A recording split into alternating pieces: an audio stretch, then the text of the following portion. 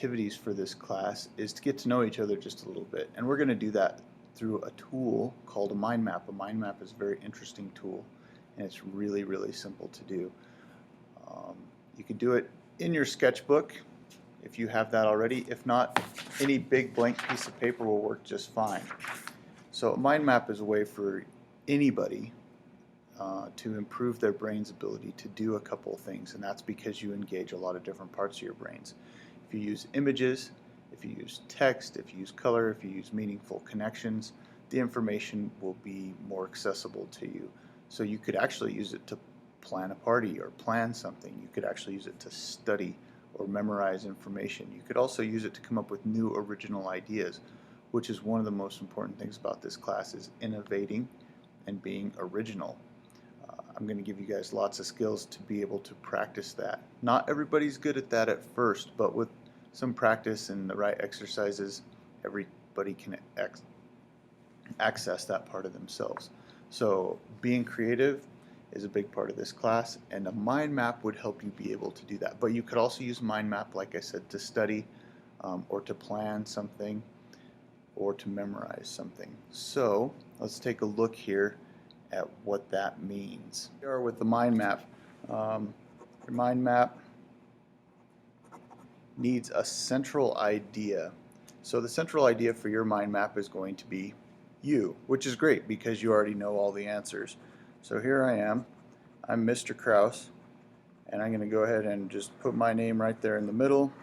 And because I'm an artist, I'm going to turn it into a painter's palette. That's a really, really easy way for me to think about some things.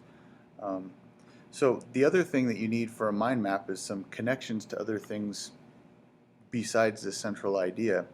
So one of the things I'm going to add over here is hobbies and interests. And interests and hobbies could be anything from playing video games to playing football to riding your skateboard, playing music, if you're really into going to concerts. Any of those things would be just fine to list there in a minute. Another thing I'm going to put on here is personal history. So with personal history, that could be your actual family's history, your heritage, your cultural background, or it could be more personal items, like say you've moved a lot and you've been in 5 different cities in your lifetime. That would be a part of your personal history.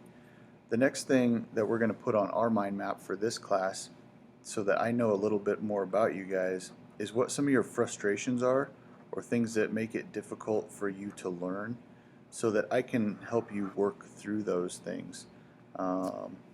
Another thing I want to know about is something unique about you, and that something unique could also be something that nobody else would know, or it would be kind of unexpected, like maybe you play the banjo or something like that. Okay? And then I also, of course, want to know about some of your strengths, because that's just something I got to know. Maybe you're really, really, really awesome at math, or maybe you're really good at working with other people, or you really get along well with animals. I want to know some of your strengths. Now, keep in mind, this is for me to get to know you, but also a lot of these ideas will show up in your guys' artworks. So it's a good thing that I'm able to understand those things about you. So our mind map, first of all, just looks like a web with this stuff on it.